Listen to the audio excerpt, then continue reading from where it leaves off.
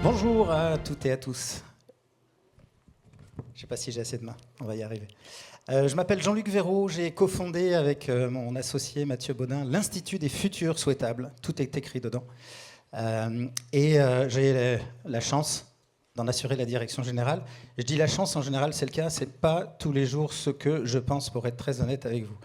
L'Institut des futurs souhaitables, pour ceux qui ne connaissent pas, on propose des formations, des expériences pédagogiques qui invitent celles et ceux qui nous font confiance à clarifier, définir leur futur souhaitable et ensuite à se donner les moyens de le concrétiser. On avait prévu, j'aimerais bien, en fait, qu'on éclaire la salle. Je ne sais pas si c'était passé, je ne sais pas où est la régie. Légèrement, super. Un chouï plus, si c'est possible, ce serait parfait. Et donc, il y a peut-être un détail que vous n'avez pas, auquel vous n'avez pas prêté attention dans ce que j'ai dit, c'est quand on parle de l'Institut des futurs souhaitables, on les met au pluriel.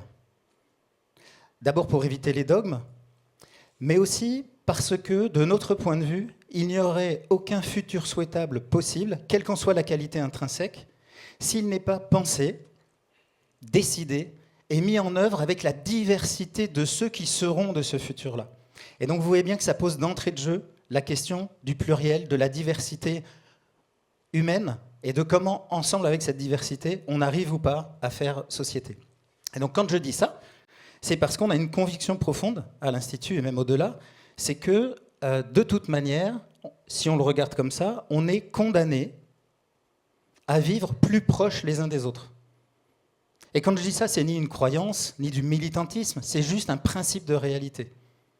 Moi, quand je suis né, vous allez deviner en quelle année, on était un peu plus de 3 milliards d'êtres humains sur la planète. Aujourd'hui, on est un peu plus de 8 milliards, et on nous promet plus de 10 milliards. Je ne crois pas que la planète ait grossi à due proportion. Donc c'est une réalité que nous devons vivre plus proches les uns des autres. Et toute la question, c'est de savoir comment on fait pour vivre ensemble. Et donc nous avons à l'Institut, depuis 10 ans, un programme de recherche-action, c'est ce qu'on appelle les controverses d'utilité publique, et donc qui vient proposer des expériences pour essayer de réinventer les modalités d'un débat avec ces autres. Vous savez, les autres, ceux qui ne sont pas comme moi, ce serait tellement plus simple que vous soyez tous comme moi. Pour moi, ce serait beaucoup plus facile. Mais manque de peau, ce n'est pas le cas. Donc ces autres, comment est-ce qu'on réinvente la manière de discuter ensemble, surtout quand on n'est pas d'accord ou quand on croit qu'on n'est pas d'accord. Et donc nos controverses, elles se veulent pédagogiques et participatives. C'est pour ça que je vais demander si on pourra lever un tout petit peu encore la lumière dans la salle. Pédagogique à 2 endroits. D'abord sur le fond d'un sujet.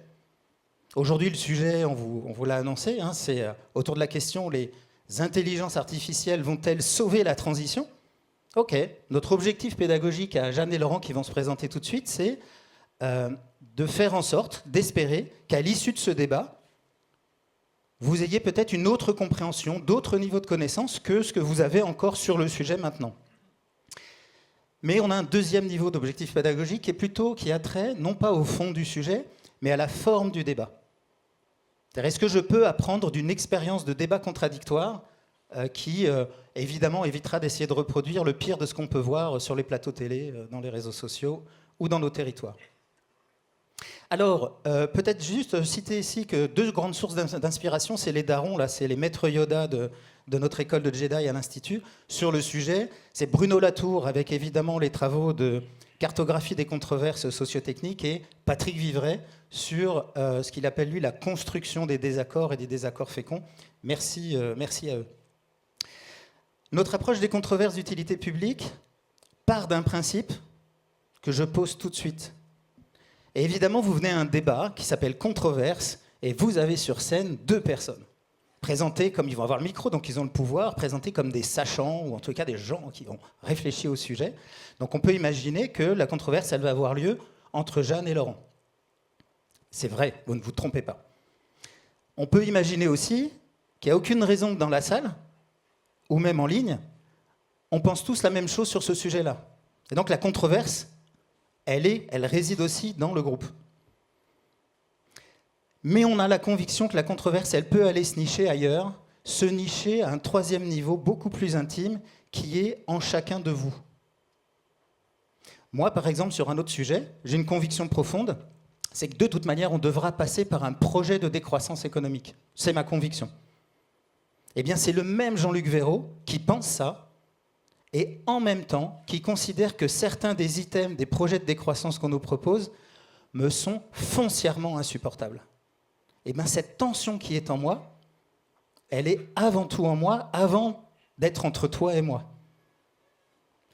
C'est une invitation à essayer d'identifier pour l'heure écart qui vient, où est-ce que se situe la tension sur le sujet que l'on va aborder en chacun de vous. C'est ça, moi, qui m'intéresse particulièrement. Donc si vous jouez avec moi, je veux bien que vous alliez chercher et sentir cet aspect-là. Quoi vous dire de plus? Alors on va tout de suite gérer une frustration. Moi, quand je fais des controverses d'utilité publique à l'Institut, elles durent une demi-journée. Je rêverais d'en faire une sur un week-end complet. Parfois 2h30, là on me donne 1h15. Donc vous serez frustré à la fin, c'est pas grave, c'est comme ça, l'objectif n'est pas d'explorer la totalité du sujet, mais je préfère l'annoncer d'entrée de jeu. Alors c'est là que j'ai, je crois, un slide, je sais pas comment on appuie, on va essayer sur ça. Ok, c'est pas grave. Donc la controverse, elle va se passer en 3 temps. Il va y avoir un premier temps où on va écouter nos 2 intervenants. Donc c'est un temps d'apport de contenu. Merci. C'est marqué. Un deuxième temps, et donc à ce moment-là, ça va être très rapide. Vous allez voir, c'est très rythmé puisqu'on n'a qu'1h15. Et donc à ce moment-là, ils auront chacun 2 fois 3 minutes pour répondre à la question. Comment est-ce qu'ils répondent à ça? C'est très court, mais au moins ils ont l'assurance de pouvoir dérouler leur pensée pendant ces 2 fois 3 minutes. C'est-à-dire que l'autre ne va pas les interrompre, moi je ne vais pas les interrompre, et vous non plus, s'il vous plaît, à ce moment-là. Par contre, on aura un deuxième temps, un débat avec vous. Donc, il y a des micros qui vont circuler, donc pour interpeller, pour questionner, pour réagir à ce que vous aurez entendu, et peut-être à ce que vous entendrez aussi dans la salle. Et enfin, le troisième temps, on prendra un temps de débrief de ce qui s'est passé. Ça vous va? Super. Ben, ça tombe bien, parce que de toute manière, c'est ce qu'on a prévu, donc on va faire ça. Et comme je vous annonce 3 temps, on va commencer par faire autre chose. Je vous ai dit que c'était participatif. Donc avant toute chose, et avant d'écouter nos intervenants, j'aimerais que vous répondiez, vous, à cette question. Est-ce que les IA vont sauver la transition? Et j'aimerais que vous répondiez pour vous individuellement.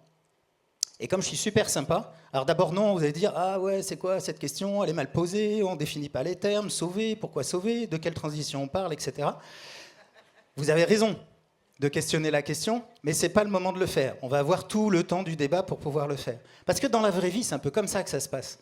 Quand en fin de soirée, vous êtes au café avec des potes, genre hier soir, juste avant minuit, on ne se dit pas « Ouais, attends, c'est quoi les termes que tu poses, tu le définis comment et à quelle échelle de temps ?» Non, t'es pour ou t'es contre le nucléaire? T'es pour ou t'es contre manger de la viande ou la maltraitance animale ou je sais pas quoi? On la pose comme ça, la dinde au marron à Noël en famille, c'est pareil. On ne définit pas les termes, c'est comme ça que ça se pose. Donc on va questionner la question, mais pour l'instant, jouez avec moi s'il vous plaît. Vous avez le droit de sortir votre smartphone. J'aimerais que vous vous notiez pour vous, est-ce que vous considérez que les IA vont sauver la transition? Et comme je suis sympa, je vous propose une gradation. Vous pouvez noter, merci, de 0 à 10. 0, mais pas du tout. Mais c'est quoi cette question? Mais évidemment que non, les IA ne vont pas sauver la transition. 10, c'est que mais évidemment que les IA sont, et l'évolution technologique que ça va accompagner, vont apporter la solution, accélérer et permettre la réussite de la transition. Et vous avez toute la gradation entre 0 et 10. Et donc pour les plus matheux de la bande, entre 0 et 10, il y a 5. Si vous ne savez pas, bah vous êtes 5. Est-ce que vous pouvez vous noter, s'il vous plaît, là, avec un crayon ou sur votre téléphone?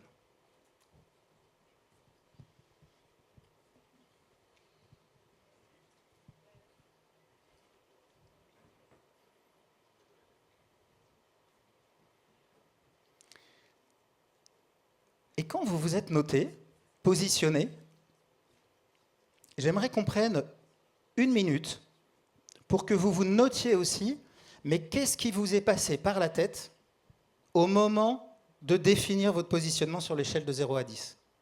Parce que pour vous, à ce moment-là, si vous vous êtes mis 3, Pour vous 3, c'est pas 4 et c'est pas 2.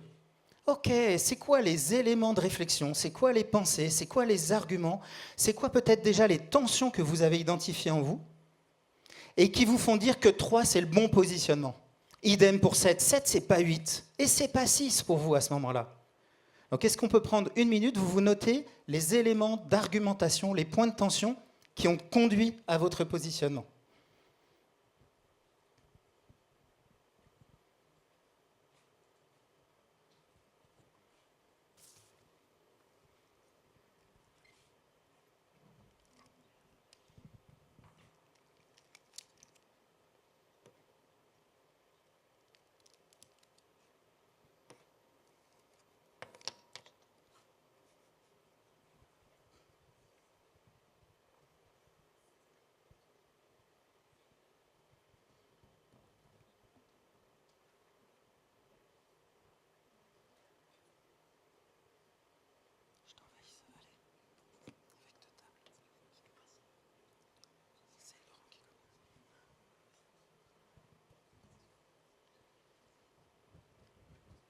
Êtes-vous clair avec vous-même? C'est parfait. Est-ce qu'il est possible d'augmenter un petit peu la lumière dans la salle ou pas? Non? Non? Ok, donc j'arrête de le demander. Voilà. En me faisant signe, c'est bien, comme ça je passe à autre chose. Eh bien, mettez ça de côté, on y reviendra plus tard. Et donc, on va rentrer dans notre deuxième temps, qui est un temps d'apport de contenu par Laurent et Jeanne. Et donc, vous voyez, j'ai la tech avec moi, je suis un homme de tech. Et donc, je leur donne à chacun 3 minutes. C'est Laurent qui va commencer par nous dire, mais d'abord, qui il est, et puis comment il répond à cette question. 3 minutes pour ça, super synthétique. Et ensuite, ce sera le tour de Jeanne. Laurent, qui es-tu? Et comment réponds-tu à cette question? Merci. Donc moi, je suis entrepreneur dans l'éducation et ça fait 10 ans que j'utilise des technologies d'intelligence artificielle pour améliorer le système éducatif. Alors moi, sur cette question-là, je voudrais d'abord vous demander à tous ceux qui se sont notés 0, 1, 2, 3, de faire preuve d'un peu d'ouverture d'esprit et de considérer qu'on peut penser que effectivement l'IA est au service de la transition énergétique et sociétale sans être technosolutionniste ou technofasciste. Mon avis, c'est que si on ne s'empare pas avec des valeurs morales des technologies d'intelligence artificielle, d'autres personnes qui ne partagent pas nos valeurs morales vont s'en emparer de toute façon. Et donc je pense que c'est non seulement c'est indispensable en fait d'aller s'emparer de l'intelligence artificielle d'une manière générale au service de la transition, sinon elle sera utilisée contre cette transition. D'autre part, je voudrais vous demander un peu d'ouverture d'esprit sur un deuxième aspect qui est de considérer que c'est pas parfait. L'intelligence artificielle, ça a plein de problèmes. On va en parler pendant toute la conférence. Je voudrais aussi repenser à tout ce qui s'est passé pendant la matinée et réfléchir un peu à quelles sont les alternatives. C'est-à-dire que ça fait 50 ans qu'on sait qu'on doit faire advenir une transition écologique et sociétale, 50 ans que c'est beaucoup trop lent, qu'il n'y a pas de choc dans cette société pour vraiment changer les choses. Aujourd'hui, on a un outil qui peut effectivement provoquer un choc sociétal important et qu'on peut mettre au service de cette transition. Il n'y a pas d'autres technologies matures pour ça, il n'y a pas d'autres aspects qu'on a pu identifier qui permettent effectivement de révolutionner notre rapport au monde, aux limites planétaires, aux enjeux sociétaux qu'on a envie de défendre. Alors, comment réussir cette transition? Pour moi, il y a deux aspects pour réussir à cette transition. La première, et c'est de là que tout est parti, c'est la science. On a besoin d'améliorer notre compréhension du monde, des limites planétaires, du changement climatique, de tous les enjeux sociétaux qui nous entourent. Aujourd'hui, cette science, on se rend compte que la meilleure façon de l'améliorer, c'est un mélange d'intelligence humaine et d'intelligence artificielle. L'intelligence artificielle est au service de la science en ce qui concerne notre compréhension des meilleures actions qu'on a à mettre en œuvre pour réussir cette transition. Le deuxième aspect, c'est celui qui vient toujours en premier quand on y réfléchit, c'est de réussir à balancer donc, les limites planétaires et les enjeux sociaux. Aujourd'hui, on n'est pas sur le bon compte, et ça, c'est une question de rapport entre faire plus avec moins. Faire plus avec moins, c'est une question d'efficacité. Cette technologie permet, sur un très grand nombre de domaines, et j'espère qu'on aura l'occasion d'en parler, de faire effectivement plus avec moins. T'es parfait. Pile 3 minutes là. Vous ne le voyez pas, hein, mais en fait, il est pile à 3 minutes. Merci, Laurent. Donc, tu reprends la parole tout à l'heure. Jeanne, qui es-tu et comment tu réponds, toi, à cette question? Voilà. Alors moi je m'appelle Jeanne Bretéché. Aujourd'hui je dirige Social Good Accelerator, qui est une association que j'ai fondée en 2018. On travaille sur les modèles numériques de l'économie sociale et solidaire, donc la transition numérique, des associations qui bien souvent sont quand même dépourvues de soutien et de compétences en la matière, et aussi sur les modèles alternatifs qui sont proposés par des organisations à but non lucratif ou à lucrativité limitée comme les coopératives. Je vis entre Paris et Bruxelles depuis la création de l'association. Et moi, j'ai plutôt un profil historiquement de consultante en management de projets philanthropiques et par extension, consultante aussi en management de projets RSE. Et depuis ma tour à Bruxelles, j'ai quand même pu observer une évolution, alors que moi je qualifie plutôt de négative, ces dernières années. Donc en 2015, les accords de Paris posent une trajectoire qui est assez claire, neutralité carbone en 2050 et système de lutte contre le réchauffement climatique avec une trajectoire qui aujourd'hui n'est plus considérée par le GIEC comme réaliste. Et la nouvelle Commission européenne qui est nommée en 2019 à la suite des élections pose un principe qui est celui de la Twin Transition. On va donc travailler sur une transition numérique au service de la transition environnementale. C'est ce qui guide la manière dont la Commission à l'époque a construit la stratégie industrielle européenne, qui est divisée en 14 grands secteurs. Et on a le Green Deal, qui est un programme hyper ambitieux, qui déjà pose des moyens, c'est-à-dire on a des enveloppes d'investissement, mais on a aussi des réglementations structurantes, dont la CSRD, pour ne citer que celle-là, ou la taxonomie verte, que vous connaissez bien. Et en parallèle, on a aussi des réglementations structurantes assez exponentielles sur le numérique. Donc on finit cette mandature, alors avec une crise Covid qui est quand même passée par là, plutôt sur une perspective optimiste et un positionnement du modèle européen comme une alternative au modèle américain et au modèle chinois, très clairement positionné sur le développement durable. Je vais reprendre la question. Les IA génératives vont-elles sauver la transition? Moi, je me pose la question ici en termes de probabilité et j'observe le backlash massif et la reculade de la Commission européenne et du Parlement avec... depuis la nouvelle mandature, depuis 2024, donc depuis un an. Et je pense que quand même clairement là, on est mal barré, et je vais m'arrêter là. Comment tu réponds du coup? Tu serais où sur l'échelle? Je suis clairement à 2. Je suis à 2. Je ne suis pas... En termes de probabilité, pour répondre à la question, on n'est pas dans le peut-elle sauver la transition? Peuvent-elles? On est dans le vont-elles? Et je pense que la trajectoire n'est pas bonne. Laurent, je ne sais pas si tu nous as dit, toi, comment, sur l'échelle de 0 à 10, comment tu te positionnais. C'est reparti pour 3 minutes. Complète ton argumentation. À 8, c'est pour ça que le débat est intéressant. Je ne me suis pas gouré. Tout à fait.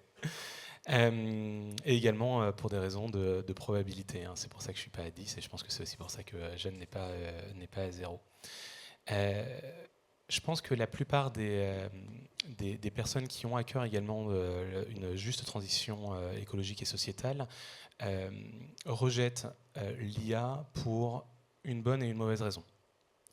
Je pense que la bonne raison, c'est un mauvais historique avec les innovations technologiques. On a ce qu'on appelle l'effet rebond. L'exemple type, c'est de dire « Ah bah super, on arrive à améliorer l'efficacité des voitures ». Et tout ce qu'on fait, c'est construire des voitures plus grosses plutôt que de faire des voitures plus économiques. Je pense que l'effet rebond avec l'IA n'a pas lieu d'être.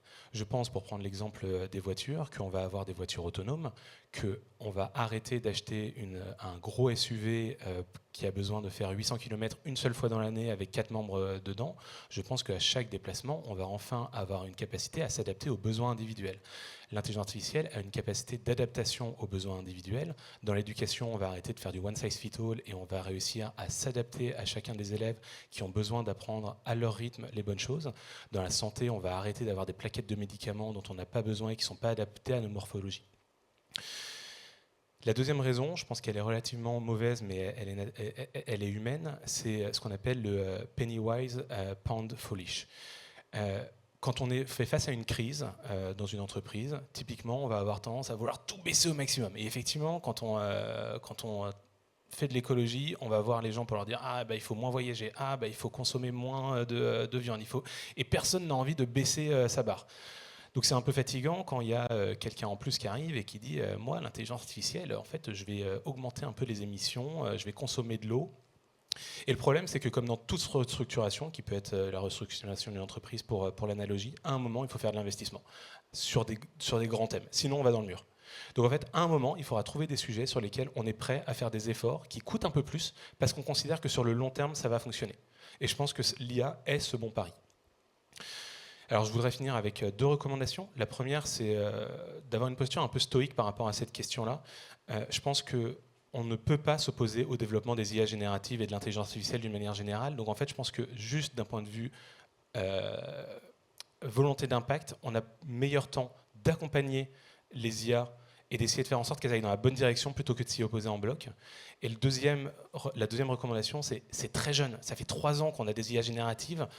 On n'a pas beaucoup de recul. Et je pense que cette question-là, il faut y répondre tous les 6 mois aujourd'hui. Ok, merci Laurent. Jeanne, tu as encore 3 minutes. Qu'est-ce que tu as envie, soit en termes de complément de ce que tu as dit, soit déjà de réponse à ce que tu viens d'entendre?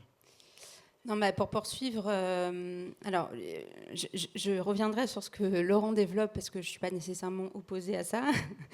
Mais je vais quand même rappeler les cadres du débat. En fait, l'IA, c'est une technologie qui est fondamentalement matérielle. Et moi, je suis assez persuadée que son développement massif détruit les objectifs de développement durable. Une requête ChatGPT, ça consomme 10 fois plus de carbone qu'une demande classique sur un moteur de recherche. Typiquement, Google a laissé tomber sa trajectoire de développement durable puisqu'ils ont doublé tout simplement leur consommation de carbone depuis qu'ils investissent massivement dans l'IA. Microsoft, en 2023, a vu sa consommation d'eau augmenter de 34%. On parle de 2023, donc on peut imaginer que ça ne s'arrange pas. Et donc là, moi, je vous invite à lire un auteur qui s'appelle Kate Crawford, Le contre-atlas de l'intelligence artificielle. Elle explique très bien comment se construit cette matérialité de l'IA. Donc l'IA, c'est d'abord un gouffre énergétique. Les data centers explosent, là, ils sont en pleine expansion, et ça mobilise, en fonction des pays, en fonction du mix énergétique, jusqu'à 20% de l'électricité d'un pays entier. En plus, du coup, ça vient bousculer les efforts sur le mix énergétique. C'est-à-dire que là, on veut nourrir les data centers pour rester compétitif dans la guerre de l'IA.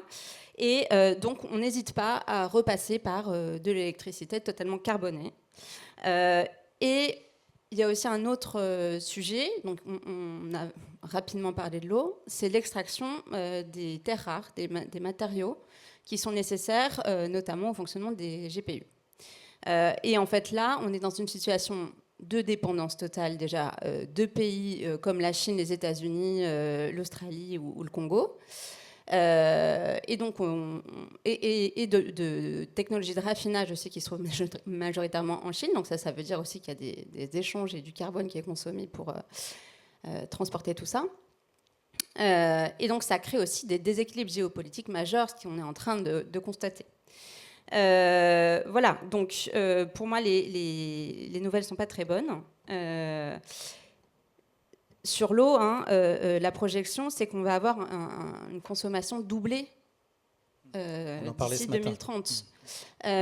Et je vous invite à lire attentivement l'excellent article de Lou Green et Théo Alves de Data for Good dans Bon Pote, là, qui a quelques semaines, qui fait un travail assez remarquable de recensement des impacts environnementaux de l'IA. Et vous allez voir que les nouvelles ne sont clairement pas bonnes. Ok, merci à tous les deux pour ce travail de synthèse. Laurent, tu viens d'écouter la synthèse des arguments de Jeanne et que tu n'as pas découvert, parce qu'on a un peu préparé tout de même la chose. À ce moment-là du débat, quelle question, toi, tu as envie de lui adresser ? Eh bien, écoute, n'as pas l'air de t'opposer effectivement en bloc à l'intelligence artificielle. Tu considères qu'effectivement il y a de mauvais usages et que c'est l'usage massif qui t'embête. Ma question, ce serait de voir, c'est quoi pour toi les bons usages de l'intelligence artificielle? Est-ce qu'il y a des domaines dans lesquels cet usage est pertinent? Alors oui, en fait, c'est pertinent. Moi, je l'utilise beaucoup. D'ailleurs, j'aurais dû peut-être commencer par ça pour être tout à fait transparente.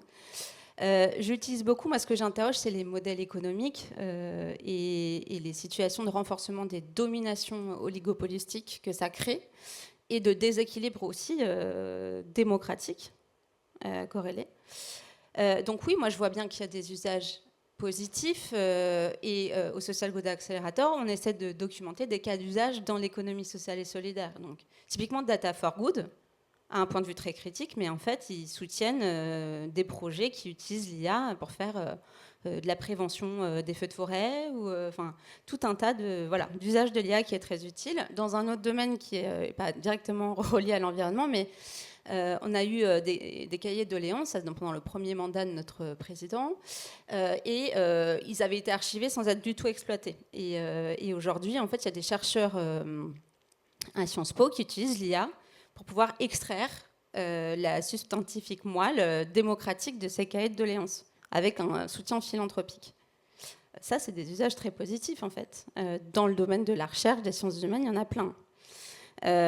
Moi, ce que je questionne, c'est la recherche de rentabilité et d'hypercroissance, en fait, alors même qu'on était dans un moment où on était en train de prendre conscience qu'il fallait plutôt ralentir, ou alors considérer la création de valeur de manière peut-être un petit peu plus fine et essayer de se dire qu'en fait la valeur environnementale, la valeur sociale, c'est des coûts évités pour l'avenir. J'ai l'impression qu'on repart dans une doxa néolibérale parce qu'on a ces perspectives de croissance exponentielle et que c'est irrésistible en fait. Et qu'on met tout à fait de côté finalement toute cette trajectoire qu'on a passé des années à construire. Merci Jeanne. Et toi, si tu avais une question à ce moment-là à poser à Laurent? Moi, j'ai un point de vue plutôt Sciences Po, comme vous l'aurez compris. Je veux bien que tu me donnes aussi des exemples d'IA prometteuses pour sauver la transition et que tu m'expliques comment est-ce que tu vois leur scalabilité, du coup, et avec quel type de modèle économique. Oui, merci. Alors pour ça, je voudrais commencer par revenir un peu sur une partie de la définition. Ça n'aura pas échappé à la salle que dans le titre, on parle des IA génératives et que nous, dans nos débats, on parle de l'IA en général. Je pense que le phénomène IA générative qui a 3 ans avec ChatGPT, enfin avec OpenAI qui sort son modèle 3.5, 3 puis 3.5 de ChatGPT, a juste débloqué des investissements massifs dans l'IA en général. Aujourd'hui, quand on est une start-up, on fait de l'IA, que ce soit de l'IA générative ou pas, on a plus de facilité d'aller lever des fonds que quand on explique qu'on fait de la low-tech. Du coup, c'est pour ça que depuis le début, on ne distingue pas forcément ces cas d'usage. Le point, c'est que je pense que tous les exemples que tu as donnés, et je peux en donner pas mal d'autres, et je vais le faire sur des usages d'IA qui sont effectivement pertinents, ils ne sont permis aujourd'hui que parce qu'il y a une accélération de l'amélioration des modèles, et pas juste des modèles fondamentaux de LLM, mais des modèles d'IA d'une manière générale. Et c'est cet investissement massif, parce que Madame Michu, au lieu d'aller sur Google, va aller chercher un truc sur ChatGPT, qu'on va réussir à... c'est pas très respectueux, Madame Michu, donc je vais que moi, quand je vais chercher sur ChatGPT quelque chose, au lieu d'aller sur Google, on fait cette dépense sociétale qui est absolument stupide. C'est parce qu'on a celle-là qu'on permet d'avoir des acteurs de la transition. Moi, pour les exemples, c'est globalement un peu les grands secteurs que j'ai donnés. Je suis convaincu que le transport va bénéficier de façon massive d'une amélioration de son efficacité et de sa transition écologique parce qu'on va avoir des véhicules autonomes. On va du coup avoir une mise en commun des véhicules au lieu d'avoir chacun son véhicule. On va avoir des tailles de véhicules adaptées à chaque déplacement au lieu d'avoir un véhicule adapté au plus gros déplacement qu'on a dans l'année. Au niveau de l'éducation, on va avoir une capacité effectivement à prendre tous les élèves, et les 20% d'élèves qui sont en décrochage scolaire et qui coûtent une fortune à la société, on peut éventuellement réussir à les récupérer. Et d'un point de vue médical, on va réussir également à s'adapter beaucoup mieux à chacune des pathologies des individus. Merci beaucoup à vous deux là, de faire cet exercice de synthèse. Alors, on ouvre le deuxième temps de notre controverse. Donc on a écouté deux personnes qui sont un peu instruites, un peu plongées dans le sujet. Il y en a d'autres certainement dans la salle. Mais on peut les applaudir.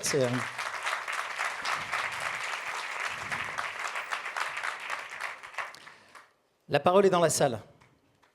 Alors il y a deux personnes normalement qui font circuler le micro. Est-ce que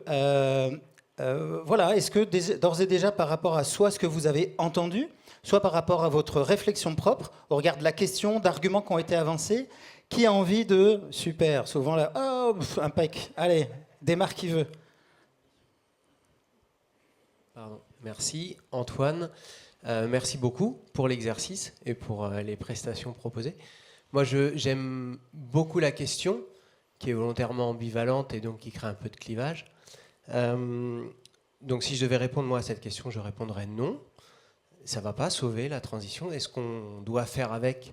J'aurais tendance à dire oui, et je me demandais dans quelle mesure on pouvait réfléchir à un sujet de réglementation. En fait, quand on est sur la route, on a une réglementation pour l'usage des voitures.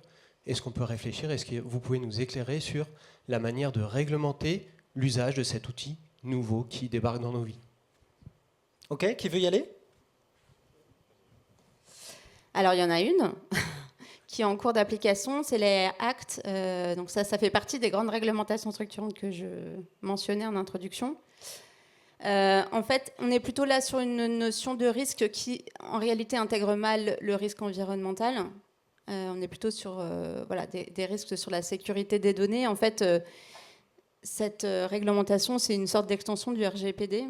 Et puis qui pose quand même des obligations pour les organisations. Par exemple, il y a l'obligation de formation. Qui est hyper importante. Donc là, on va devoir former tout le monde assez rapidement à ces usages-là pour laisser personne au bord de la route et puis pouvoir envisager effectivement de bénéficier de tous ces gains de productivité qu'on espère. Mais on ne va pas assez loin. Et je dirais qu'en fait, un des sujets pour moi, c'est que cette réglementation, elle a été construite à Bruxelles avec les méthodes de Bruxelles. Et donc pas assez avec la société civile et du coup pas assez avec les citoyens.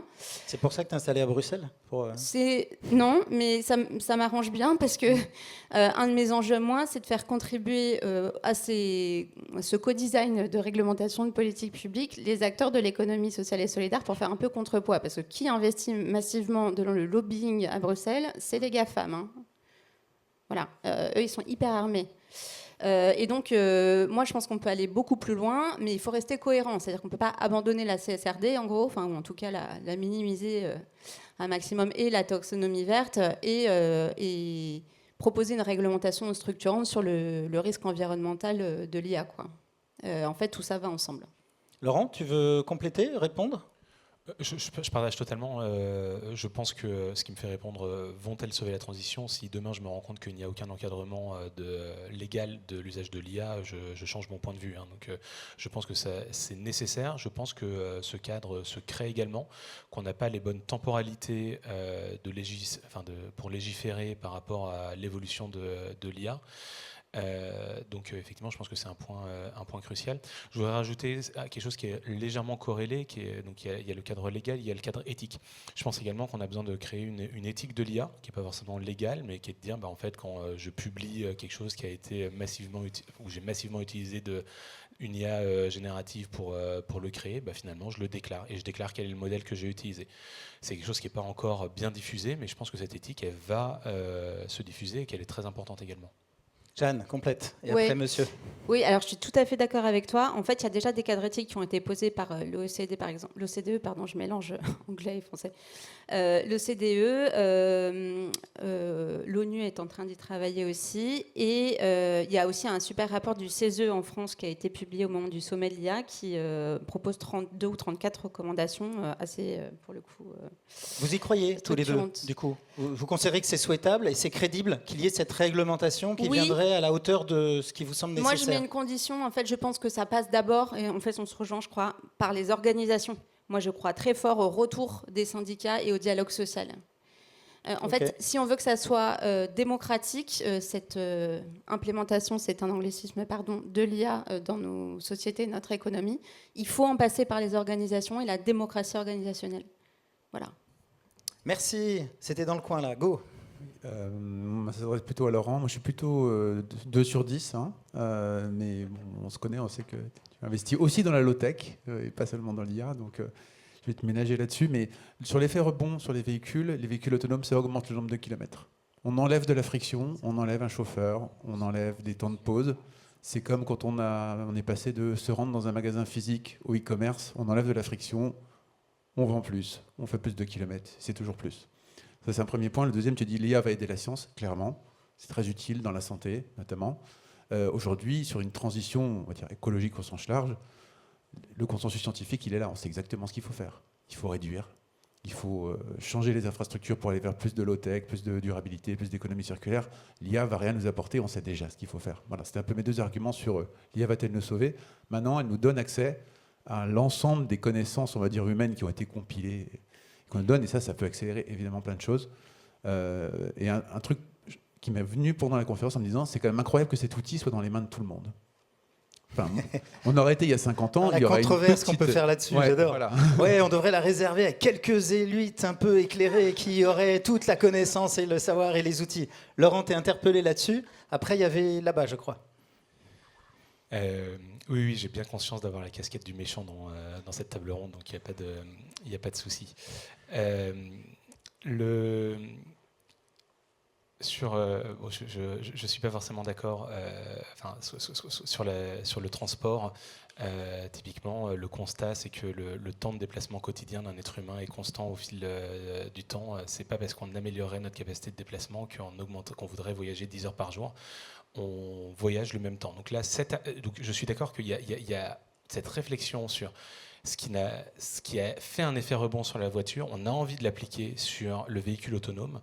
Je suis personnellement convaincu que ce ne sera pas le cas parce qu'on ne va pas vouloir voyager plus parce que c'est moins cher.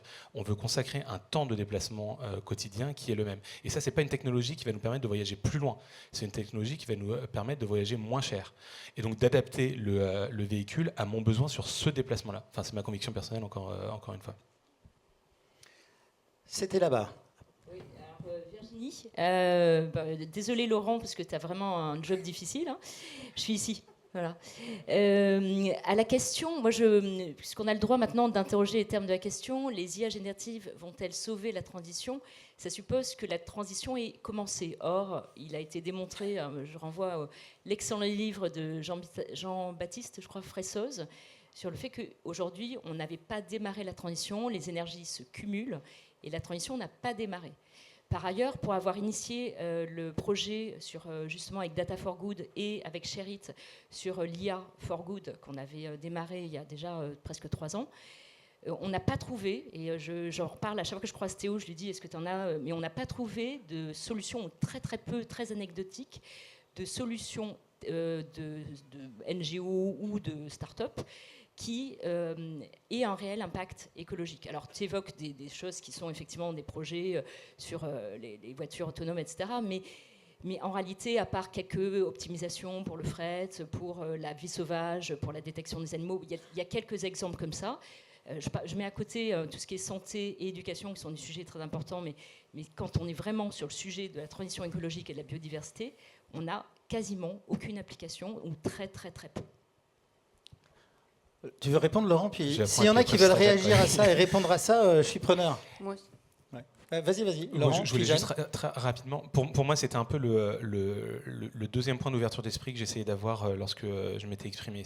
En fait, je suis entièrement d'accord.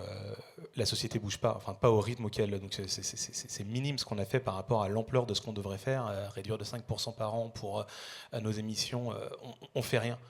Et donc, en fait, moi, ma question, c'est ok, d'accord, très bien. On oublie l'IA générative. Qu'est-ce qui va se passer? Pour le moment, je ne vois rien qui m'enthousiasme personnellement et qui me permette de me dire super, cette planète va aller bien, cette société va aller bien demain. Et en fait, l'une des raisons pour lesquelles je réponds vont sauver, c'est parce que j'ai envie aussi d'y croire. Enfin, c'est d'accord, ok, très bien, super. On peut dire non, ça va pas sauver l'IA, c'est encore des dépenses en plus, c'est horrible, etc. Mais qu'est-ce qui va nous donner un choc sociétal? Le bouleversement, l'IA, ça fait 3 ans qu'on a des investissements massifs. Moi, la dernière baffe que j'ai pris en tant que développeur amateur, c'est Claude Code, il y a 1 mois, où je me suis senti, au lieu d'être 20% plus efficace dans mon développement informatique, j'ai fait x5 sur mon efficacité. Des baffes comme ça, quand on va sortir quand on va avoir de l'agentique et qu'on va sortir des agents d'IA, on va en prendre des très très grosses. Et alors, évidemment, ça déstabilise, et ça fait peur à certains. Il y a plein de raisons de penser que c'est pas une bonne idée d'aller dans cette direction-là. Mais en fait, le statu quo ne me va pas, personnellement. Donc en fait, je vois dans l'essor de l'IA le seul futur souhaitable qui moi, m'enthousiasme et me donne envie de travailler. Un peu de pensée magique, quand même, dans ce que tu dis. Non, mais je te rejoins. Parce que j'ai envie d'y croire. Mais heureusement, ça renvoie à ce que Jean-Pierre nous disait ce matin. Exactement. C'est-à-dire, c'est quoi nos rêves et comment on se donne les moyens de les réaliser. Merci. Ouais, là où Jeanne. je te rejoins, excuse-moi, c'est juste, effectivement, il faudrait imaginer une nouvelle religion en utilisant l'IA. Là, je pense qu'effectivement, c'est pour ça que j'ai mis 1 et pas 0. Mais Ok, on y reviendra. Jeanne, à toi. Oui, alors il y a beaucoup à dire là, parce que donc effectivement il y a ce fameux paradoxe de Jevons qui contredit la loi de Moore en fait, qui la contredit pas mais qui la complète, parce que effectivement plus tu gagnes en efficacité énergétique, quel que soit le type de performance, plus les usages se développent en fait, donc ça annule de fait, et c'est ce qu'on est en train d'observer. En fait là, la croissance en termes d'usage des IA génératives, elle est exponentielle. Donc on n'est pas du tout là dans une trajectoire de gain d'efficacité énergétique ou de réduction de l'impact environnemental de l'IA. Ça, c'est le premier point. Le deuxième point, c'est en fait la question fondamentale. S'il y a de la valeur économique quand même, a priori, générée par l'IA, parce qu'on a des gains de productivité et des points de croissance, qu'est-ce qu'on en fait? Comment on la redistribue? Est-ce qu'on la loue à la transition environnementale? Et j'ai pas l'impression, encore une fois, que ça soit la question qu'on se pose vraiment en ce moment. Là, c'est plutôt comment est-ce qu'on la loue à la réduction du déficit budgétaire, au mieux, ou à l'enrichissement des 0,001%, et je pense qu'on va faire les deux en même temps. Et troisième point, là où je suis plus positive peut-être, parce que j'ai vu encore une fois se construire cette piste de décollage finalement à Bruxelles. En fait, on ne parle pas assez de la data. C'est-à-dire que tout le monde parle de l'IA, super, mais en fait, la question c'est de quelles données on dispose pour pouvoir piloter demain la transition, auquel cas on pourra utiliser effectivement l'IA de manière utile pour accélérer. Mais là, la donnée, on devait l'avoir via la CSRD. Puis il y a aussi le Data Governance Act qui a été initié en même temps que l'AI Act, avec cet objectif de partage de la donnée entre les industries d'un même secteur. Ça, c'est franchement hyper embryonnaire. Si on veut piloter demain la transition juste, il faut qu'on puisse le faire avec des données qui soient ouvertes, partagées et orientées pour le faire. Et c'est ça qui nous manque aussi aujourd'hui. Il n'y a pas cette volonté de construire ces communs de données, disons-le comme ça, ou cette open data qui va permettre demain de savoir où il y a des trous dans la raquette, comment on les comble, de créer l'innovation pour y aller. Voilà. On a quand même un vrai manque de visibilité là-dessus et pas de volonté politique. Lire le visage de Laurent quand tu es en train d'argumenter, tu vois qu'il a envie de répondre. Go, vas-y. Non, mais très rapidement, sur effectivement les points d'efficacité qu'on gagne, on les met au service éventuellement de la réduction du budget. Je pense que c'est au service du soutien de notre modèle social. Et donc, quand on parle de transition, je pense qu'on parle également de la partie sociale et pas que de la partie écologique. Pour ce qui est de la gouvernance des données, effectivement, les IA génératives les plus utilisées aujourd'hui ne sont pas celles qui ont la meilleure éthique d'usage des données. Ce qui ne veut pas dire qu'il n'y a pas des très belles entreprises, Hugging Face ou autres, qui jouent ce jeu-là. Et après, je pense que c'est une question de responsabilité individuelle et politique que d'orienter les choses dans la bonne direction. D'où le fait que, pour moi, il ne faut pas s'opposer à l'IA, il faut mettre toute son énergie plutôt à l'accompagner dans la bonne direction. À toi, enfin. Alors, moi, j'ai une question pour Laurent. Ma question, c'est de savoir pourquoi est-ce que tu dis que... Enfin, comment est-ce que tu peux dire que l'IA générative va sauver la transition plus vite qu'elle ne va en fait la tuer et de se dire, on en a parlé, c'est un outil qui est mis aux mains de tout le monde, et bien évidemment, s'il était dans les mains de gens qui seraient intéressés par la transition, bien évidemment, on pourrait sauver la transition, mais malheureusement, c'est aussi un outil qui est mis dans les mains de gens qui n'ont pas forcément ces intérêts. Donc voilà, c'est pourquoi est-ce que tu crois qu'on va pouvoir la sauver plus vite finalement qu'on ne va l'achever, et peut-être dans quel monde souhaitable où voilà, il serait réaliste qu'on soit plutôt dans le scénario de sauver la transition plutôt que de l'achever. Donc la prochaine fois, pose-la moi pendant qu'on est en train de covoiturer, comme ça m'affiche pas devant tout le monde, s'il te plaît.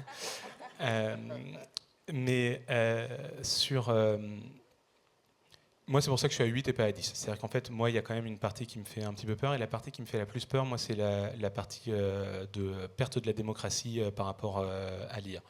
Et donc, je pense qu'il faut vraiment travailler là-dessus, mais tu mets le doigt sur la partie qui, moi, personnellement, m'inquiète le plus.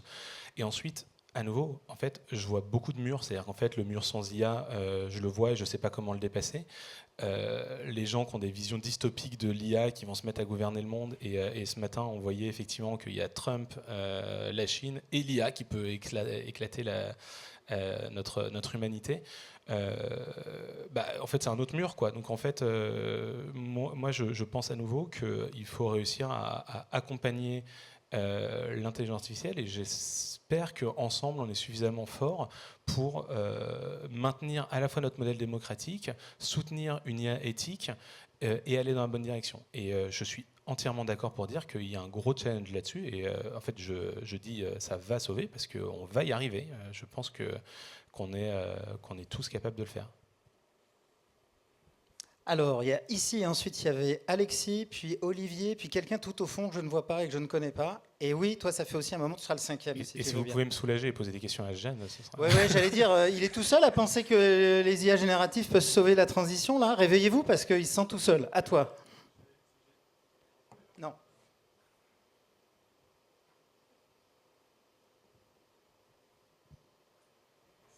Sinon, je te le prête. C'est génial parce qu'en réfléchissant tout à l'heure, j'ai trouvé un moyen pour sauver la transition grâce à l'IA. Merci. C'est génial. Et je vous annonce que j'ai un programme pour sauver la transition.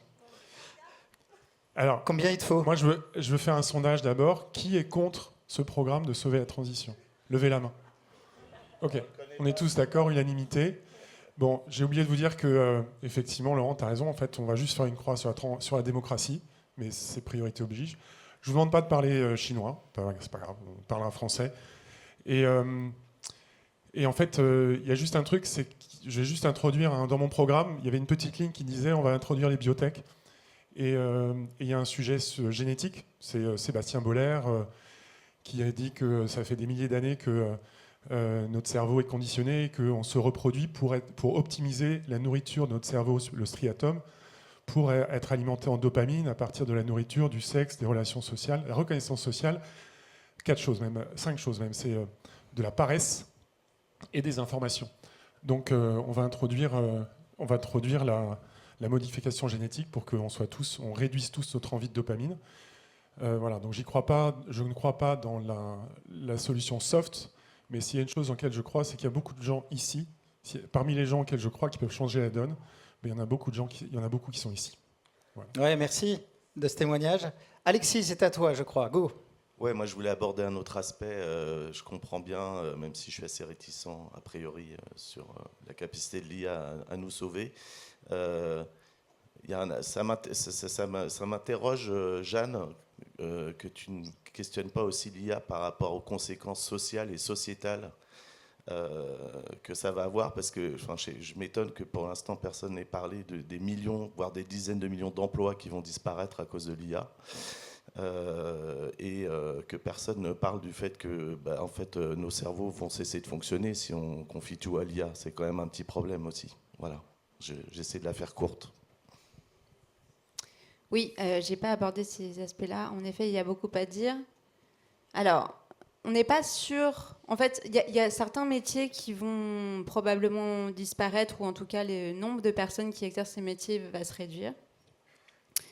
Mais c'est encore assez flou tout ça, parce qu'en fait, on se rend compte que l'adoption de l'IA dans les métiers, déjà, ça va beaucoup plus lentement que ce que nous prédisaient les premières études. Et puis, en fait, ça repose quand même beaucoup sur une capitalisation des savoir-faire métiers. Et pour moi, même, ça, dans les organisations, ça inverse on va dire la valorisation des différentes générations. C'est-à-dire qu'en fait, là, les seniors vont se retrouver vraiment en situation de... En fait, nous, on maîtrise les process métiers et c'est capital si on veut que l'IA crée vraiment des gains de productivité. Et en fait, les premiers... ça, c'est ce qui sort des dernières études. Hein, les premières victimes, finalement, des IA, c'est les jeunes qui rentrent sur le marché du travail parce qu'en fait, comme eux apprennent, l'IA va plus vite. Donc, on est plutôt dans une inversion de ce qui se passait jusqu'à présent. Donc sur l'emploi, bien sûr, ça va rebattre les cartes. Moi, ce qui m'inquiète davantage, c'est l'espèce de mirage et de mensonge généralisé sur, en fait, l'IA, ça marche tout seul. Moi, ce qui m'inquiète, c'est la paupérisation, en fait, des travailleurs du clic. Il y a une entreprise dont personne ne parle jamais, Amazon Mechanical Turk. Ils arrivent même à ubériser les chercheurs. C'est-à-dire qu'en fait, là, on est sur une paupérisation des professions intellectuelles de haut niveau, quoi. Ce qui va encore dans le sens de... en fait, on est en train de renforcer, finalement, les inégalités sociales et la captation de la valeur au profit de quelques-uns. Et c'est ce phénomène-là, moi, pour la démocratie et pour l'économie, qui m'inquiète. Parce que, voilà, je pense qu'on a une capacité d'adaptation et de résilience sur l'emploi. Mais ça nous menace vraiment directement et on en voit les effets très concrets aux États-Unis en ce moment. Et on voit que la politique, maintenant, elle est dominée par les gens qui ont intérêt à ce que ça se passe comme ça. Et c'est là qu'il nous faut, il nous faut un backlash démocratique, mais dans le bon sens, quoi. Il faut qu'on se réveille très, très vite. Moi, c'est le point principal. Et ça ne va pas aller mieux pour la transition environnementale si on n'a pas ce réveil démocratique, en réalité. Il nous reste 12 minutes pour prise de parole. Alors, je voulais donner le micro à Olivier, mais c'est pas grave, c'est toi qui l'as, profites-en. On a le micro, on a le pouvoir. Merci. Du coup, moi, ce que j'aimerais pour aider sur ce débat, c'est qu'on parle chiffres. En fait, concrètement, moi, je suis d'accord sur le fait que l'utilisation de l'IA concrète permet d'améliorer tous les modèles d'agriculture, de répartition énergétique, de piloter nos centrales de tout type, d'optimiser tous les flux de transport, qu'ils soient maritimes, terrestres, dans tous les sens. Et ça va générer une sacrée économie. Sans parler de l'effet rebond, je parle de l'instant T, qui va être incroyable. Par contre, il nous faut des chiffres à ce moment-là. Est-ce qu'on est capable aussi de raffiner moins de matière, etc. Je parle de matière parce que tout à l'heure, on parlait de consommation énergétique, consommation d'eau. C'est ça qu'il ne faut pas oublier qu'on sort un nouveau NPU chez Nvidia tous les 1 an et demi, et que même si la consommation matière, elle est à peu près la même, un GPU complet, on parle de 50 à 100 kg de matière, ça ne change pas trop. Le CO2 commence à augmenter pas mal, parce qu'on a commencé à aller vers du 2 à 3 nanomètres de gravure. Donc un GPU récent, les B200, H200, on est quasiment à 1,8 tonne pour un GPU. Et la durée de vie de ces produits-là ne sont pas énormes parce que vous en doutez bien, ils sont sollicités toute la journée et il faut des refroidissements de ouf. L'autre effet rebond qu'on a en ce moment, alors soit on peut le caractériser comme une évolution technologique mondiale, comme on a déjà eu, quand les téléphones tactiles sont arrivés, tout le monde s'est mis à en acheter un. Là, ce qu'on voit arriver partout sur le marché, c'est des produits IA ready, et on a de l'IA partout, dans les écouteurs, dans les téléphones, dans les PC, etc. Et moi, ce qui me fait du coup pencher la balance plutôt vers des chiffres plus faibles, c'est ce que j'observe sur mon marché. Moi, je travaille sur les produits informatiques reconditionnés. Toutes les entreprises aujourd'hui ne veulent plus acheter de produits un peu reconditionnés, alors que c'est un moyen assez facile de décarboner la petite partie informatique de toutes les entreprises, parce qu'ils ont peur que les produits ne soient pas compatibles avec les systèmes d'IA. Et je pense qu'il y a un marketing qui est assez magique de la part des GAFAM, puis qu'ils arrivent à faire comprendre aux gens qu'ils ont besoin d'un appareil physique, technique dans la main, qui marche à l'IA, donc avec des NPU à l'intérieur, alors que historiquement tout tourne côté serveur. Et on aurait pu avoir une superbe transition si on avait peut-être tout gardé côté serveur, parce qu'il ne faut pas oublier que malgré le fait que ces data centers ils consomment énormément, par rapport à l'impact carbone et matière pour le même niveau d'information, si je mets ça dans mon téléphone, en fait mon impact il est peut-être 1000 à 100 000 fois supérieur. Donc c'était pas mal l'idée de dire qu'on va tout mettre dans des data centers ultra performants, sauf que le monde de la consommation est arrivé avec ses gros sabots et du coup... Merci. Merci de ce témoignage. Vous voulez réagir ou ça va ? Moi, je veux bien rapidement. Vas-y. Je suis d'accord, effectivement, en plus c'est complexe, c'est carbone, matière et eau. Je pense qu'on manque à nouveau beaucoup de recul sur ce sujet-là. Encore une fois, l'explosion des IA génératifs, ça a 3 ans. On n'est pas au stade où, quand on fait une requête, il y a juste sur GPT-5 que maintenant sur ChatGPT, il commence à dire est-ce que cette question, j'ai envie de l'envoyer en thinking ou est-ce que j'ai envie de l'envoyer en réponse basique. Et puis on pourrait imaginer juste, c'est une recherche Google, let me Google that for you, quoi. Ensuite, je trouve qu'on n'a pas réussi encore à se mettre d'accord sociétalement sur comment comparer les chiffres. Pour reprendre un peu la question d'avant, oui, il va y avoir des jobs qui vont disparaître. Après, moi, depuis que je suis sur le monde du travail, on me dit qu'on manque de développeurs. Et puis, on a enfin une technologie qui permet de faire x2 sur le nombre de développeurs. Et ensuite, quand on essaie de... c'est pas d'accord, bon. Oui, non, bien sûr. Non, mais... Vas-y. Je parle, je prends juste ce sujet-là. J'ai pas dit que je traitais ta question, hein, c'était pas, mais j'ai d'autres arguments là-dessus aussi. Mais donc là, on a des, je sais plus où j'en étais, mais globalement, on va avoir le coût carbone d'un développeur, on le met jamais dans l'équation.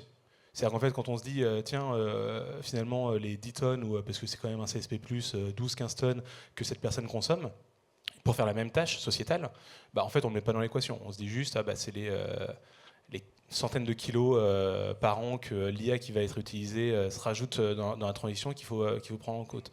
Typiquement, quand on utilise un modèle, à chaque fois, on est complètement perdu parce qu'en fait, il y a l'entraînement du modèle et puis il y a l'exécution du modèle. Et puis, on confond un peu les deux et on se retrouve avec des chiffres complètement incohérents sur les réseaux sociaux qui circulent. Et en fait, on ne sait absolument plus combien les choses... Aujourd'hui, mon principal point là-dessus, c'est, je suis d'accord, on a besoin de chiffres. On a besoin de chiffres sur plein de choses et je suis absolument d'accord aussi sur l'impact de l'IA, sur notre intelligence, sur nos usages, sur plein de choses. On manque encore beaucoup de recul. Et effectivement, quand on ne sait pas, on est inquiet et on se dit c'est néfaste. Quand on ne sait pas, on ne sait pas. Jeanne, tu veux compléter? Après, on repart dans la salle. Oui, rapidement, plutôt sur le sujet de l'obsolescence programmée. Tout ça, c'est quand même aussi très lié au modèle économique des modèles dominants, quoi, et à cette sacro-sainte croyance en hypercroissance. Il y a quand même des modèles alternatifs qui existent et on pourrait imaginer des IA open source qui se pluguent à Linux pour lutter justement contre cet effet-là et pouvoir reconditionner du matériel informatique avec des logiciels qui ne se périment pas en fonction des avancées des technos sous contrainte parce que en fait, le modèle économique de ces boîtes-là repose là-dessus. Donc moi, ce que ça réinterroge pour moi aussi, c'est même le caractère lucratif ou la perspective de profitabilité perpétuelle dans la tech, quoi. C'est-à-dire qu'en fait, peut-être qu'il est quand même temps d'investir sur des modèles à but non lucratif dont la priorité, c'est d'être frugal, c'est de pouvoir s'adapter aux différents équipements, c'est de fonctionner de manière communautaire, collaborative. Et en fait, on en a depuis les débuts du web. On les a juste oubliés. Il nous reste juste 5 minutes, donc je vais vous demander les prises de parole et les réponses de faire le plus court possible. Il y avait monsieur qui attendait juste avant la régie, il y avait un monsieur devant qui a le bras levé, super, et Olivier, et après on avise. Oui, bonjour à tous. Antoine, rapidement, le premier point, je pense qu'il est difficile de faire une transition sans IA. Par exemple, la régulation des énergies renouvelables, s'il n'y a pas d'IA, on ne sait pas les piloter et on ne sait pas les intégrer dans le réseau. Et pour l'eau, on ne sait pas économiser 20%, augmenter de 20% les rendements d'eau sans IA. Donc il y a une véritable contribution positive. Pourtant, quand j'ai répondu à la question, j'ai eu du mal, parce que sur IA, va sauver la transition, j'étais plutôt à 7. Et quand j'ai vu IA générative, j'étais plutôt à 3. Parce que je pense qu'il y a une vraie distinction entre les deux. Je mets 3 sur l'IA générative parce qu'aujourd'hui, c'est nouveau, c'est immaîtrisé, on est en état d'ébriété et on ne sait pas aujourd'hui où ça va aller. Il y a un sujet politique aussi derrière qui peut atteindre des sujets démocratiques et tout ça, c'est nouveau. Il y a 2 choses moi, qui, je trouve, sont à regarder. C'est qu'il y a différents types d'IA avec des modèles open source, beaucoup plus ouverts, et sur lequel beaucoup moins consommateurs aussi, puisqu'on est dans des petits modèles qui consomment moins. Donc c'est quand même des pistes à regarder pour toute personne qui voudrait faire une IA générative frugale. Et 2 choses peut-être à regarder. Il y a 2 acteurs qui ont publié de façon assez profonde cet été les chiffres sur sur l'impact de l'IA générative, dont Mistral. Alors je ne suis pas parce qu'il est français, mais l'intérêt de Mistral, c'est c'est le premier, à ma connaissance, qui traite le sujet sur 3 angles: le CO2, l'eau et la ressource. Et c'était le premier fait. Et donc c'est des données qui commencent à sortir, qui sont intéressantes, y compris pour l'usage. Ça s'appelle des commentaires? Non? On enchaîne? Il y avait un monsieur devant vous, là, avec le grand bras. Ça oui, marche? génial, merci beaucoup. Laurent, je suis dans ton camp. Moi, j'étais à 8, maintenant je suis à 9. Réflexion très rapide, un tout petit peu plus méta, mais je pense que ce qui ralentit la transition aujourd'hui, c'est le manque de crédibilité des arguments qui sont mis en avant pour cette transition. Pourquoi est-ce que la majorité silencieuse ne vote pas massivement pour des candidats écolos? Parce que les experts aujourd'hui, on les écoute pas ou peu, ou alors parfois ils sont biaisés ou parfois ils font des erreurs. Ce que je trouve que l'intérêt énorme avec l'IA, c'est que quand on pose une question à ChatGPT, on ne remet pas en question la réponse. Alors parfois elle hallucine, il y a des erreurs certes, mais là on estime qu'on est à 1000 jours de l'avènement d'une super intelligence. La super intelligence, elle aura une crédibilité que personne sur Terre n'a eu avant. Donc si jamais on est sûr de notre coup et que la transition est inévitable, quand l'IA prendra la parole pour le dire, je pense que là on l'écoutera et que la transition sera accélérée. Ok, on pourrait ouvrir une controverse d'1h30 rien que sur ce point-là, je pense. Vous voulez réagir à ça ou je passe le micro? Ce serait trop long. Olivier, puis monsieur. Merci beaucoup pour toute l'intelligence mobilisée. En réécoutant Jean-Pierre ce matin sur la trajectoire du Sapiens à l'Homo biosphérus, je me demande si l'IA peut aider à nous connecter à l'Homo conscienticus. Et du coup, ma question, c'est à quel moment est-ce que vous avez l'impression de grandir en conscience ces 3 dernières années avec ChatGPT ou avec votre chat? On peut répondre une troisième. Moi, je veux bien répondre, mais c'est autre chose. La question est pour toi, Jean-Luc. Non, j'y vais pas. Alors, à quel moment vous avez le sentiment de grandir en humanité? C'était ça? Conscience. En conscience. Moi, j'ai pas de chat, mais c'est plutôt les discussions avec ma fille qui me font grandir en humanité.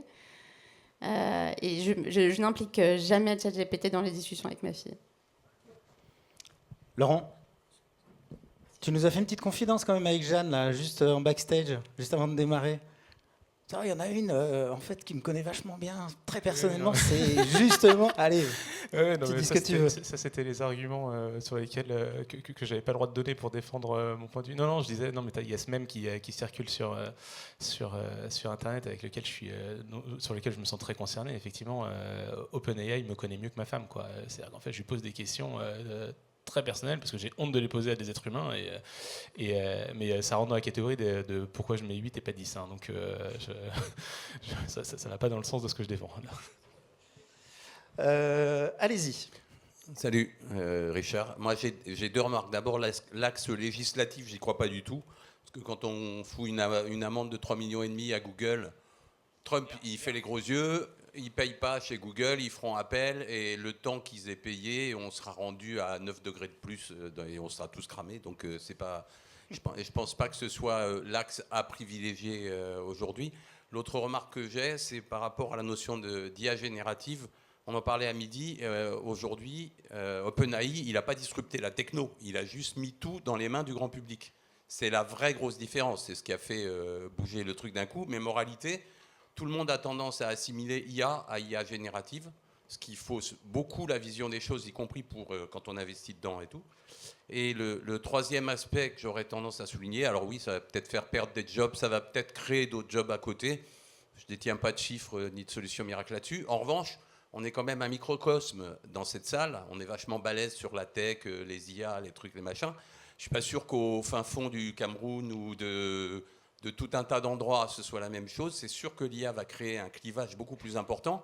Et là, on réfléchit sur des business, des secteurs, des machins, des trucs. Mais si on regarde globalement, ça va créer un clivage entre les sachants et ceux qui sachent un peu moins, qui va être assez important. Creuser des inégalités qui existent déjà aujourd'hui. Et ce truc-là va avoir un coût qui est colossal, qu'on n'évalue pas tellement. Et je pense que ce coût-là, c'est celui qui fera que ça marchera ou ça ne marchera pas. Je crois qu'il faut se souvenir que quand on a filé la possibilité à l'Inde, à la Chine, d'avoir plus de voitures, etc., ils ont tous voulu 2 bagnoles comme les Américains. Ça marche. Et voilà. Et salut alors. Merci. Merci. J'ai une communication non verbale d'abord, et puis après un petit peu plus directive. Merci de l'accepter. Vous avez envie de réagir à ça? Ornotte. Amen. Enfin, pas pour la réglementation, parce que moi j'y crois quand même un tout petit peu, parce que je pense que ça protège aussi finalement un modèle alternatif dont on voudrait bien se donner les moyens. Et qu'il faut de toute façon lutter contre les modèles dominants. Donc moi je pense que voilà, la réglementation est protectrice si elle est établie de manière démocratique. Merci Laurent, très court. Et on termine là-dessus. Pour nuancer la démocratie, enfin le clivage social, je suis quand même assez d'accord que ça va en créer un. Il y a quand même un historique sur la démocratisation des outils de connaissance, l'encyclopédie, Wikipédia, qui laisse aussi penser que cet outil, parce qu'il est grand public, peut aussi amener à réduire certaines inégalités. Pas toutes. Ok, merci beaucoup. Désolé pour la frustration, je vous avais prévenu. On va terminer sur ce deuxième temps de la controverse. Est-ce que vous pouvez mettre le slide suivant, sachant que pour la deuxième fois de notre controverse, pour la deuxième fois de notre journée, pour la deuxième fois de votre vie, je vous pose cette question. Pensez-vous que les IA génératives, après ce débat, après avoir écouté Jeanne et Laurent, pensez-vous qu'elles vont sauver la transition? Et comme tout à l'heure, vous avez le droit de répondre entre 0, mais absolument pas, et 10, mais bien évidemment. Et entre 0 et 10, il y a toujours 5. Est-ce que vous pouvez vous le noter pour vous, s'il vous plaît, maintenant?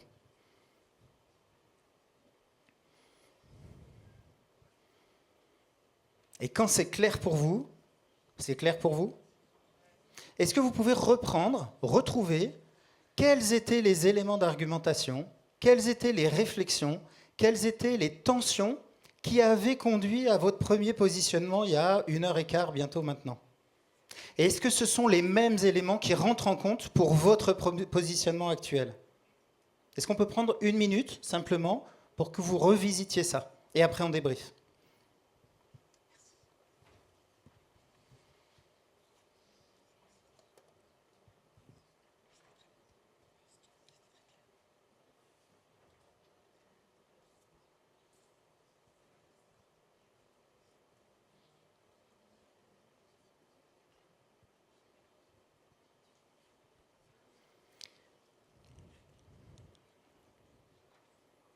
Vous y êtes? Allez, on considère que oui. Je vais avoir besoin des micros à nouveau dans la salle. Premier temps de débrief. J'aimerais bien que si certains dans la salle ont bougé sur l'échelle de 0 à 10, donc on se fait guère d'illusions, ce n'est pas en 1 heure de débat qu'on va passer de 0 à 9 ou de 10 à 1, ce n'est pas le sujet. Néanmoins, est-ce que certains sur l'échelle ont bougé dans un sens ou dans un autre? Est-ce que certains veulent bien du coup nous partager comment vous avez bougé et au gré de quoi? Quel argument a été important pour vous? Qui a bougé dans la salle? Ok, super. Qui veut bien nous partager? Là, je vous laisse distribuer les micros et on fait très vite. T'as bougé comment et au gré de quoi? J'essaie d'aller vite. J'étais pro. Combien? 8,5, quasiment 9. Ok. Je suis plus faible parce que je considère que il va falloir notamment l'utiliser, mais que dans cette pièce, nous sommes les personnes qui sont censées l'utiliser. Et en fait, je vois qu'à l'immense majorité, on est bien plus proche du 0. Et donc, ça m'inquiète parce que c'est d'autres personnes qui vont principalement l'utiliser. Et voilà. Donc, j'ai un peu réduit mon... 8,5, tu passes à combien du coup? Je passe plutôt à du 7,5. Ok, ça bouge quand même. Qui d'autre à côté de toi là? Faites circuler le micro. Jérôme. Donc, moi, j'étais à 0. Je suis totalement opposé aux Et t'es passé à moins 4. Ouais. Et je suis passé à 2. Okay. Et l'argument, c'est le financement des IA génératives finance les autres IA et qui permettent effectivement de faire plus avec moins. Donc ça, Ok, c'est des un argument que tu as entendu cet après-midi. Qui d'autre a envie de nous partager? Moi. Je sais pas où t'es toi, Comme mais j'ai vas-y. déjà parlé, je vais faire très court. Ouais, vas-y. J'étais à 0, je suis pas passé à 2, je suis passé à 1. Non, mais Quelle quand même, audace. je bouge. Parce que je me suis dit, en fait, j'étais interpellé par le dernier point que tu as évoqué tout à l'heure, là, sur le fait que ça peut en fait accélérer la diffusion de la connaissance un peu partout dans le monde, que ça démocratise peut-être l'accès à la connaissance, et que pour transitionner, il faut qu'on soit tous embarqués dans le rêve commun. Et j'aimerais bien qu'on aborde à un moment donné la notion de commun. Ce serait bien quand même que tout ça soit du commun, comme l'eau, comme plein d'autres choses. Ça, c'est pour le retour en quart ou pour la bière après. Qui d'autre a envie de nous partager? Vas-y. Ouais, moi j'étais à 4, je suis passée à 8. Et je pense qu'il m'a touché dans ton argumentaire, Laurent, c'est le côté pensée positive en fait. C'est un peu comme la visualisation. On dit souvent entrepreneur, il faut visualiser l'outcome qu'on veut atteindre. Et du coup, je pense que si on pense tous que c'est négatif, ça va être négatif. Alors qu'en fait, il faut se mobiliser, que c'est un mouvement collectif de ceux qui veulent en faire quelque chose de bien, qui va permettre qu'on intègre de l'éthique, par exemple, dans les modèles, quoi. Super, j'adore. Merci beaucoup. Qui d'autre? Merci Eric. Pour aller dans le même sens, enfin moi j'étais à 6, je suis à 7, mais pour construire sur ce que tu dis, je pense que ce que je ressens moi du débat, c'est plus ce qu'il y a en dessous, en sous-jacent. Je sens énormément de peur. Alors peut-être chez Jeanne, peut-être dans la salle, il y en a aussi chez Laurent, il y en a aussi chez moi, mais le risque, c'est que la peur nous amène à du fatalisme. Et dans un moment comme celui-là, comme à d'autres dans l'histoire, est-ce que c'est le fatalisme qui nous donne une option? Et je pense qu'en tant qu'entrepreneur, c'est à nous d'agir aussi, quoi. Merci. Qui a envie de partager encore? Même peut-être des gens qui n'ont pas bougé. C'est pas grave. Mais si, en fait, les raisons pour lesquelles vous êtes positionné au même endroit de l'échelle sont pas les mêmes, ça peut être aussi intéressant de partager ça. Qui a le micro? Là, au premier rang, on a quelqu'un. Et ici, le premier qui a le micro parle. C'est vous, monsieur. C'est parti. Oui, j'ai réalisé en fait qu'on avait sans doute assez majoritairement mis des notes basses. Et toi, tu as fait quoi du coup? Moi, j'ai fait 1 et je suis resté à 1. Ok. Parce que en fait, je crois qu'on utilise tous l'IA. Et donc, on a tous conscience que c'est un problème et ça ne nous empêche pas tous de l'utiliser. Et ma conviction, c'est que tout ce qui nous éloigne de la nature va nous éloigner de la transition. Et je ne suis pas sûr que l'IA nous rapproche de la nature. Ok, merci. À toi. Alors, Jimena, moi j'étais à 6 et la raison pour laquelle j'avais mis 6, c'était parce que je me disais, je suis vraiment pas sûre que ça va aller dans le bon sens, mais j'ai envie d'y croire. Et ce que ce débat m'a permis de voir, c'est que vous êtes quand même complémentaires dans votre façon d'analyser les choses et que si on prend des deux côtés et avec une intelligence collective, on devrait pouvoir y arriver. Donc je vais rester à 6. Ok, merci. Une dernière? Ou on en reste là? On en reste... Non, une dernière. Oui. Vas-y. Bonjour. Moi, je suis parti de 6, parce que je voulais laisser le bénéfice du doute, puis la question était formulée de manière un petit peu ambiguë. Suite au débat, alors 6 aussi parce que, de manière assez cynique, je me suis dit, avec les pertes d'emploi, on va avoir de la décroissance et puis ça va aider à émettre un peu moins de rebond CO2. positif. Ouais. Voilà. Et suite au débat et la clarification de la question, déjà le fait qu'il y ait réellement une transition, non. Et sur la question, est-ce que ça va la sauver? Du coup, non. Et puis on se rend compte quand même, au fur et à mesure du débat, que vous n'êtes tous les deux pas si positifs sur cette avancée. Et comme on parle spécifiquement des IA génératives, dans ce domaine-là, c'est pas forcément celles-ci qui vont nous aider. Par contre, c'est vrai qu'il y a quand même un truc intéressant, c'est que quand on demande à des modèles assez évolués, qui se basent sur beaucoup de données, ce qu'elles pensent de la situation et ce qu'il faut faire, elles vont plutôt dans notre sens à nous, de la transition, et plutôt vers un modèle plus social. Donc ça c'est assez intéressant. Merci beaucoup. On termine pour ce chapitre-là. C'était le premier temps de notre débrief. Sa note de fin, c'est 2, juste pour préciser. Merci Alexis. Deuxième temps de débrief, on va essayer de décoller légèrement, on sort un peu du débat. En fait, je ne vous ai pas tout dit. C'est-à-dire que dans la salle, j'ai 2 complices. Et depuis le début du débat, en fait, je leur ai demandé d'aiguiser leur écoute sous un angle particulier qui est d'essayer d'identifier les points sur lesquels Jeanne et Laurent leur semblent d'accord. Parce que souvent, en fait, quand on vous annonce un débat, puis effectivement, une controverse, on entend bien, alors c'est pas duel, ni face à face, ni castagne, mais controverse. Et puis qu'il y en a un qui répond 8 et l'autre qui répond 2, on imagine effectivement qu'ils ne sont pas d'accord. Puis quand on qualifie un peu notre écoute, ben, il n'est pas impossible qu'on identifie des points sur lesquels ils sont d'accord. Ils sont où mes deux complices? Ah, sérieux, ils avaient pas assez à bosser, donc on a Lucille et Jean. Est-ce qu'on peut leur filer un micro, s'il vous plaît? Sinon, je leur passe le... Ouais, c'est bon. Alors, les amis, vous avez 3 minutes. Qu'est-ce que vous avez identifié comme point d'accord ou de convergence entre Jeanne et Laurent? Lucille. Eh bien, vous reconnaissez tous les deux qu'il y a de très bons usages de l'IA, notamment par exemple dans la santé, vous l'avez cité.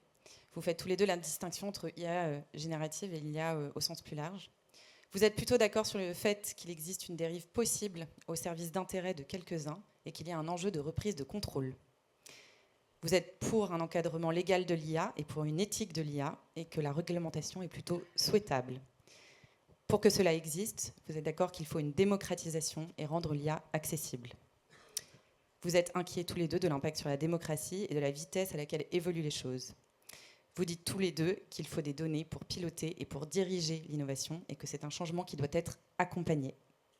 Et finalement, moi je ressors avec un point de convergence très fort, c'est qu'en filigrane, vous dites que l'IA est l'affaire de tous et qu'on a une responsabilité vis-à-vis de son développement. Ok, merci Lucille. Jean, c'est toujours difficile de passer en second parce qu'il y a plein... J'ai vu que tu cochais des points. Est-ce qu'il t'en reste complémentaires? Non, bah moi c'était en amont que vous êtes tous les deux d'accord qu'on est mal barré sur la transition, donc déjà c'était un point de convergence. Sinon, Lucille a quasiment tout dit. L'inéluctabilité de l'IA, ça je pense que c'est aussi un point de convergence, sa matérialité, et l'importance des communs et de l'open data. Ok, grand merci à vous deux pour ça. Mais alors, les amis, si vous êtes d'accord sur tout ça, sur quoi est-ce que vous vous estimez en désaccord?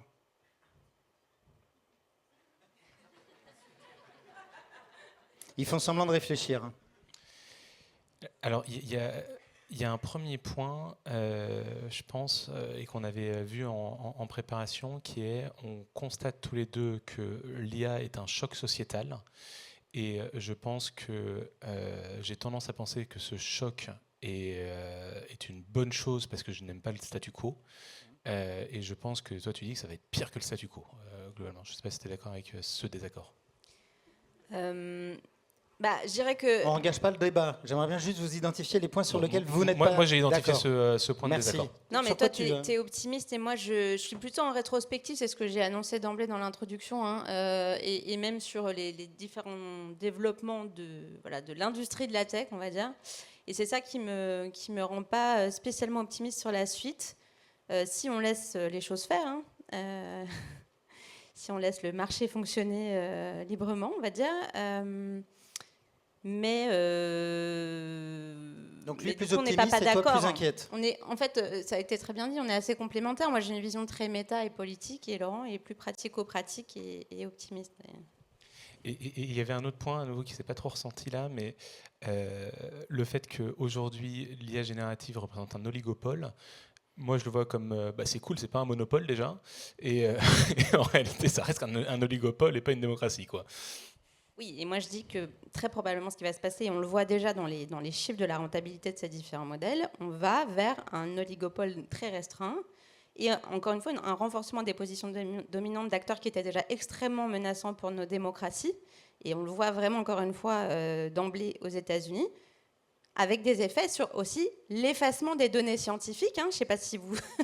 Parce que pour revenir sur l'IA va éclairer le monde, etc., oui, à condition qu'on laisse libre accès aux données scientifiques éclairées, ce qui est en train de se produire. On ne relance pas le débat. Merci à vous deux.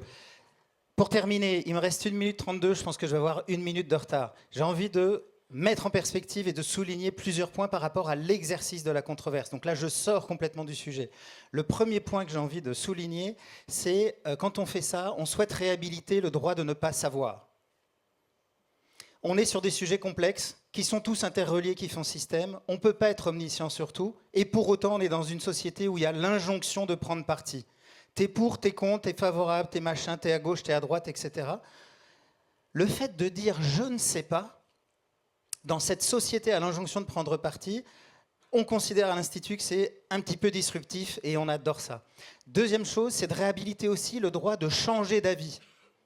Puisque je ne suis pas omniscient, puisque je n'ai pas forcément les connaissances sur l'ensemble des sujets qui sont complexes, mais si je prends un peu le temps d'écouter des gens, de me faire une opinion, etc., il n'est pas impossible que j'entende, que je découvre des arguments, des réflexions auxquelles je n'avais pas pensé et qui me touchent.